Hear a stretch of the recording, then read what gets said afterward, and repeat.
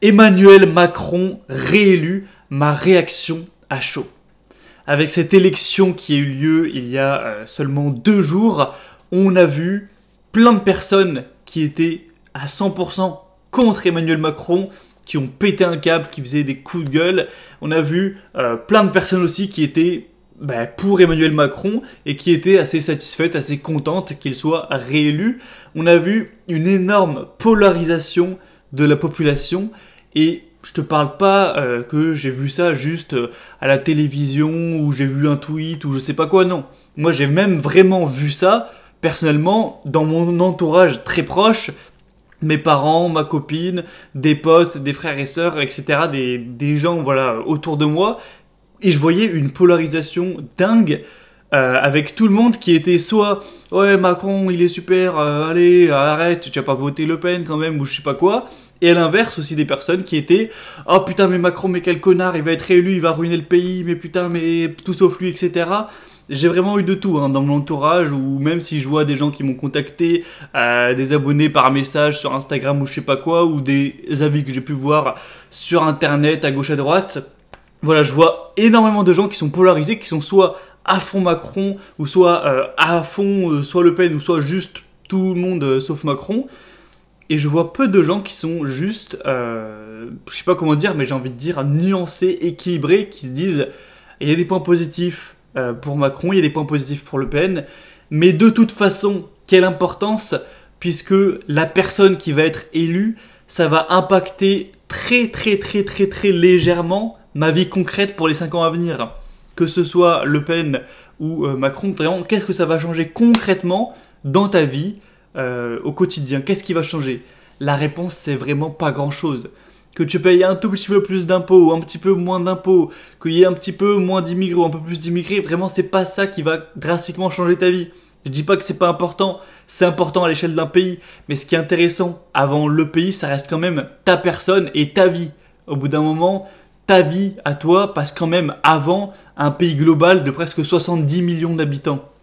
Donc ce que je veux dire aujourd'hui, ma réaction à chaud, c'est que je suis pas soit trop déçu ou soit trop content, j'en ai rien à foutre en fait. J'en ai strictement rien à battre. J'ai vu le résultat, j'ai fait ok, allez, qu'est-ce que j'en ai à branler. J'ai juste bien rigolé de voir la réaction de certains. J'ai regardé ça avec voilà, certaines personnes, bon bref, c'est un amusement personnel. Mais tout ça pour dire que ce qui va impacter ma vie, c'est les choix que je vais faire au quotidien, ce que je vais décider de bouffer, comment je vais décider de dépenser mon argent, comment je vais décider d'utiliser mon temps pour travailler, pour gagner de l'argent, où est-ce que je vais décider d'investir mon argent, avec qui je vais décider de passer du temps, quel livre je vais décider de lire, quel contenu je vais décider de regarder, est-ce que je vais décider de faire du sport ou de rien glander, est-ce que je vais essayer d'apprendre une nouvelle langue ou de renforcer mes compétences en anglais, etc. etc. C'est toutes ces choses-là qui vont impacter ma vie en bien ou en mal, et le président ou je sais pas quoi, c'est minime par rapport à ça. Et même de manière plus globale, les gens, je pense, qui impactent le plus le pays, à échelle vraiment globale, c'est même pas les politiciens, je pense que c'est même plutôt les entrepreneurs. Avec un pays où t'as, imaginons des politiciens qui sont soi-disant pas terribles, mais t'as des milliers, voire des millions d'entrepreneurs qui bougent les choses, qui font des choses cool, le pays il va exploser. Et à l'inverse, si t'as des super politiciens, mais qu'avec des individus qui sont que des branleurs, avec presque aucun entrepreneur qui fait des choses intéressantes, le pays va couler parce que c'est eux la source de toute la richesse, car c'est eux qui créent des entreprises, qui donc évidemment créent des emplois, qui créent de la dynamique économique et qui derrière apportent de l'argent aux individus, à l'État pour prendre des décisions. C'est eux à la base de tout. J'ai envie de te citer voilà 3 exemples d'entrepreneurs français vraiment qui m'ont sorti de la tête juste comme ça, hein. J'ai pas fait d'études poussées parce que j'en ai entendu parler récemment ou parce que j'y ai pensé comme ça par hasard, qui sont 3 personnes, j'en ai sélectionné 3 qui vraiment impactent les choses et qui eux à leur échelle apportent du positif. On va prendre par exemple Thibaut InShape, au moins tout le monde connaît, qui est un youtubeur qui, 2 choses. Déjà, il a créé sa société. je sais pas combien il a d'employés, etc. Mais il a quand même créé une salle de sport, il a créé des programmes, il a créé une marque de compléments alimentaires, sûrement, je pense, des vêtements, des tapis d'exercice, etc. Donc déjà, il a des entreprises qui marchent bien, il est millionnaire, il doit avoir au moins quelques dizaines d'employés. Donc déjà, il a créé quelques dizaines d'emplois juste à lui tout seul. Et vraiment, je pense que c'est même pas le plus important, c'est surtout, voilà, bon, il a créé des dizaines d'emplois et il paye, lui personnellement, sûrement des centaines de milliers d'euros d'impôts par an, car il a eu la dignité de rester en France, j'ai envie de dire.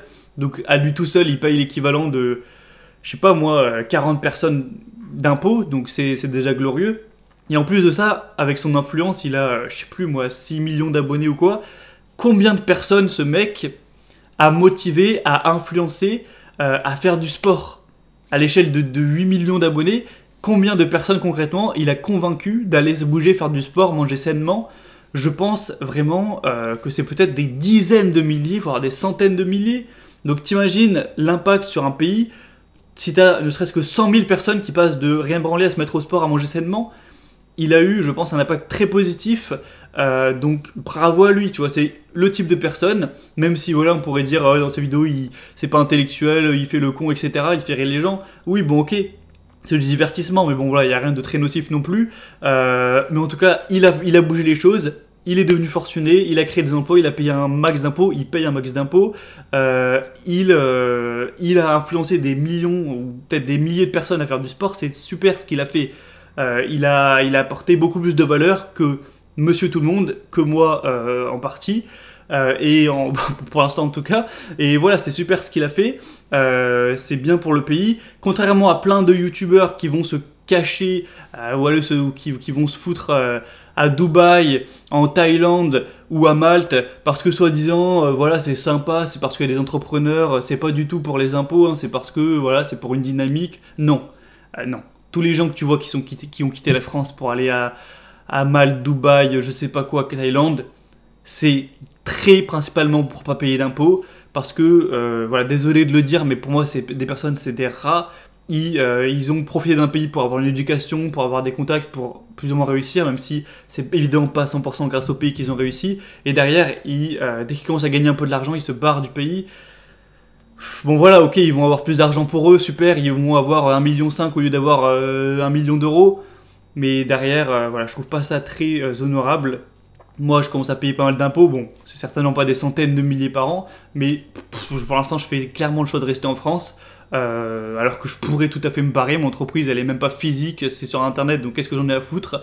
Mais j'ai un minimum de, voilà, dire, ok, j'ai moins d'argent pour moi, mais c'est presque comme si tu faisais des dons à une association de pays en France. Sauf qu'au lieu de donner pour les animaux ou pour la Croix-Rouge ou je sais pas quoi, tu donnes pour ton pays. En bref, un deuxième, c'est le fondateur de Blablacar, donc c'est Frédéric Mazzella. Alors, je sais pas s'il est tout seul, je crois qu'ils étaient peut-être plusieurs fondateurs. Je sais pas s'ils étaient deux, s'ils étaient trois. En tout cas, c'est peut-être celui qui est le plus célèbre. Franchement, c'est glorieux ce qu'il a fait. C'est pas, je pense, quelqu'un qui est très médiatisé. Peut-être que tu connais pas son existence. Moi, je l'avais vu dans une interview avec, je crois que c'était David Laroche ou quoi, qui était intéressante.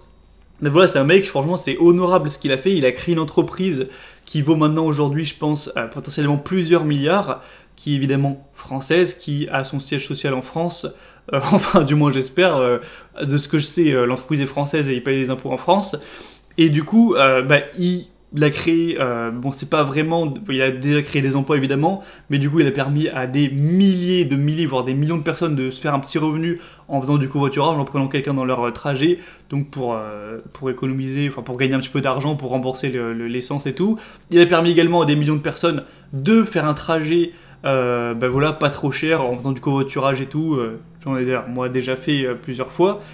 Et donc, t'imagines non seulement la valeur marchande qu'il a apporté de créer tout ce dynamisme de covoiturage, tous les millions d'impôts qu'il doit payer avec la société, tous les emplois, les peut-être centaines d'emplois qu'il a créés, déjà ça, et en plus combien il a économisé d'essence pour le climat. Toutes ces personnes qui auraient pris la voiture ou pris le train ou je sais pas quoi, ou l'avion, qui à la place sont juste rentrés dans une voiture qui allait de toute façon faire le trajet, donc ils ont juste rajouté leur poids à la voiture, donc clairement c'est tout petit ce qu'ils ont dépensé en essence, sur des millions de trajets depuis des années. Il a dû économiser une quantité d'énergie qui est drastiquement énorme. Donc outre le progrès économique qu'il a fait, ce qu'il a permis d'économiser, et ce qui permet d'économiser chaque jour en essence, en juste organisant les gens pour qu'ils fassent du covoiturage plutôt que chacun ait sa bagnole, ce qui est effectivement pas très logique, c'est super quoi, et j'espère que ça va continuer, j'espère que ça va devenir peut-être une grosse boîte à l'international, ce serait super pour la France. Troisième, alors là pour le coup c'est beaucoup plus petit etc, je connais juste comme ça de nom, on m'en a parlé quelques fois, des amis, mon frère ou autre, c'est Brix, une entreprise qui en gros permet d'investir dans l'immobilier pour un peu tout le monde, tu vois, les gens qui n'ont pas forcément la capacité d'avoir des prêts à la banque, mais qui veulent mettre, tu vois, quelques milliers d'euros ou même quelques centaines d'euros comme ça dans l'immobilier, avec des rentabilités plutôt pas mal. Donc c'est Brix. Alors j'ai pas le nom là du fondateur, je crois que c'est Cédric. Attends, j'avais tapé sur internet. On va quand même voilà, dévoiler son nom. Ah putain, attends, hop, 2 petites secondes. Donc c'est Cédric. Attends, hop.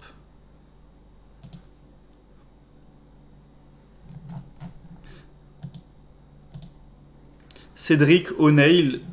Voilà, j'ai tapé ça sur Google à voir si c'est vrai, mais c'est sûrement lui. Voilà, je sais pas s'il avait des cofondateurs encore une fois.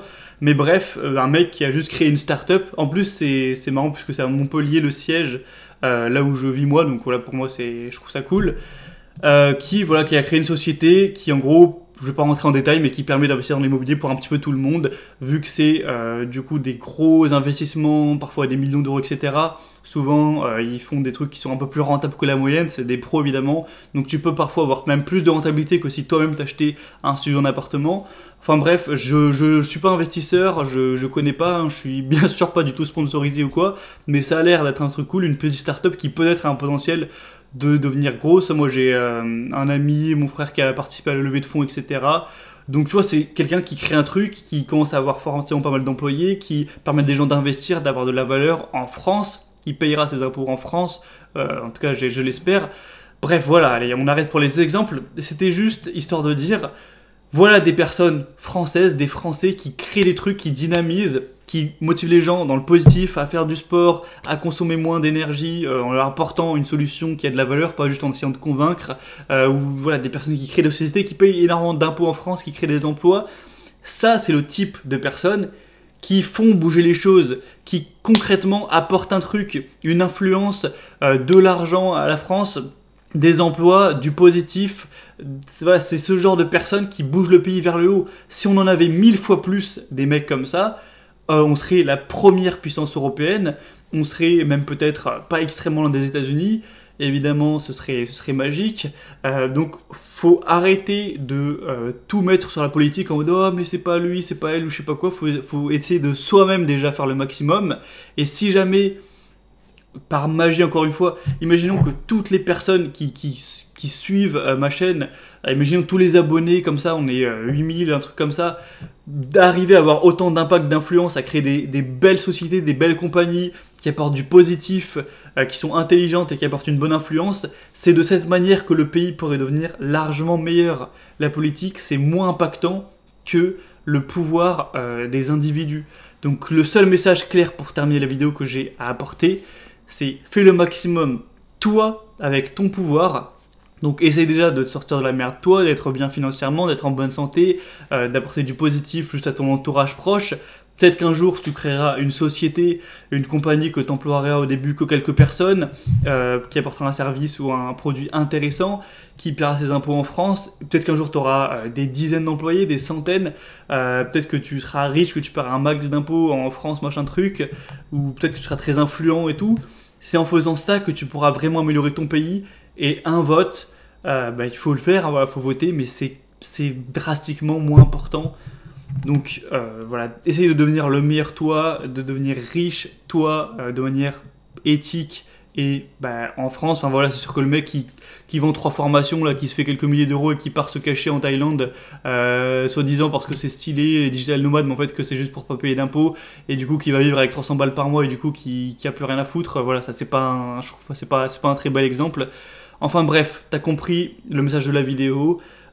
C'est ce petit groupe de personnes qui font bouger les choses, qui apportent vraiment de la valeur au pays. Donc essaye d'en faire partie, même si tu vas pas créer une start-up à 10 milliards comme je sais pas qui, et comme moi aussi. Déjà, si tu arrives juste à devenir millionnaire à ta personne, que tu arrives à créer ne serait-ce qu'une petite affaire ou juste que tu investis bien ton argent, tout ça, et que tu es en bonne santé, que tu as une bonne influence autour de toi, déjà ce sera super bien. Donc j'ai envie de dire gardons espoir pour la France parce que ce qui est pas important, c'est. Enfin, le plus important, c'est pas la politique, c'est toi et ce que tu vas faire, et nous tous à l'échelle globale. A très vite et à la prochaine. Et avant de terminer, bien sûr, abonne-toi à la liste email. Pour voir ça, c'est le premier lien en description pour voir plus de mon contenu.